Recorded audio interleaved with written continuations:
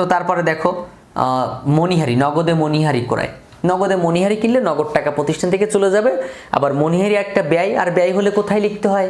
মালিকানা সত্ত্বর ঘরে বিয়োগ করতে হয়। তাহলে দেখো এই যে নগদের ঘরে বিয়োগ করতে হবে 2200 টাকা, আবার মালিকানা সত্ত্বর ঘরে বিয়োগ করতে হবে 2200 টাকা।